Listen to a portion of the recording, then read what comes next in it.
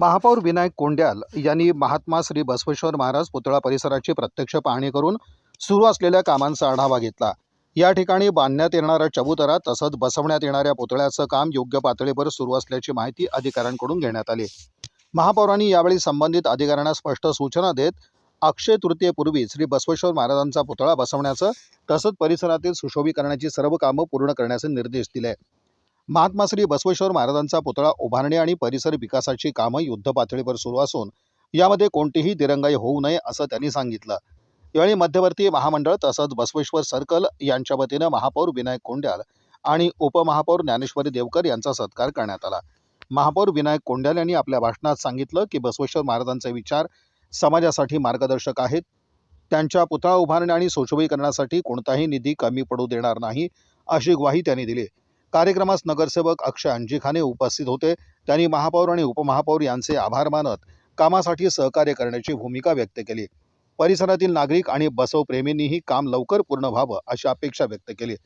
यावेळी उपमहापौर ज्ञानेश्वरी देवकर, नगरसेवक अक्षय अंजिखाने, नगर अभियंता सारिका अकुलवार, सहाय्यक अभियंता प्रकाश दिवाणजी, जगदीश पाटील, गणेश चिंचोळी, आनंद मुस्तारे, रेवणसिद्ध आवजे, माजी नगरसेवक अमित पाटील, भीमाशंकर पद्मगोंडा, चंद्रशेखर कंदकूर, सागर अतनुरे, गुरुराज पदमगोंडा, सतीश पारेली, अमित चडचणकर, बसवराज चडचण आदी बसवप्रेमी मोठ्या संख्येनं उपस्थित होते। भाविकांचे श्रद्धास्थान आहे।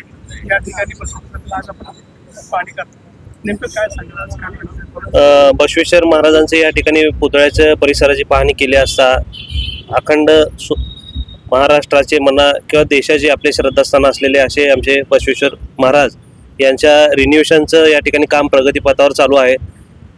आज त्या ठिकाणी पाहणी केली असता काम हे युद्ध पातळीवर चालू आहे आणि आपल्या अक्षय तृतीयाच्या आत या ठिकाणी काम करा असे आम्ही या ठिकाणी आदेश दिलेला आहे। बसवेश्वर मध्यवर्ती मंडळाची या ठिकाणी मागणी होती, तसेच आपले अनेक मंडळाचे समाजाचे असेल सर्व समाजाच्या या ठिकाणी मागणी होती की पुतळा लवकर चांगला आणि व्यवस्थित सुशोभीकरण व्हावा। आज या ठिकाणी पाठपुरावा करत असलेले आमचे नगरसेवक मित्र अक्षय अंजिखाने साहेब असतील, जगदीश पाटील साहेब असतील, तसेच आमचे हे मुस्तारे साहेब असतील, अतनुरे दादा असतील, तसेच आमचे आवजे काका असतील, गणेश काका चिंचोळी असतील, या ठिकाणी अनेक बसवेश्वर प्रेमी महाराज प्रेमी या ठिकाणी सर्व लोक या ठिकाणी अतिशय चांगल्या पद्धतीने लक्ष देऊन आपल्या महापालिकेतून म्हणा, डीपीडीसी फंडातून म्हणा किंवा आपण अजून व्यवस्थित अजून काय निधी आपल्याला मिळतो आणि पुतळ्याचं काम कधी लवकर पूर्ण होतं या ठिकाणी त्यांचं सातत्य या ठिकाणी आहे। आणि निश्चित या ठिकाणी एक सांगू इच्छितो की पुतळ्यासाठी रिन्युएशनसाठी कुठलाही फंड किंवा निधी कमी पडणार नाही या ठिकाणी असं शब्द देतो। आणि येणाऱ्या काळामध्ये हा जो आता पुतळ्याचं काम चालू आहे 40 ते 50 वर्ष हे व्यवस्थित टिकलं पाहिजे, अशा पद्धतीने काम व्यवस्थित व्हायला पाहिजे असे आमचं या ठिकाणी प्रशासनाला आदेश आणि त्याच्यासाठी वाटेल तेवढा निधी आम्ही या ठिकाणी देऊ असे आम्ही सांगू इच्छितो।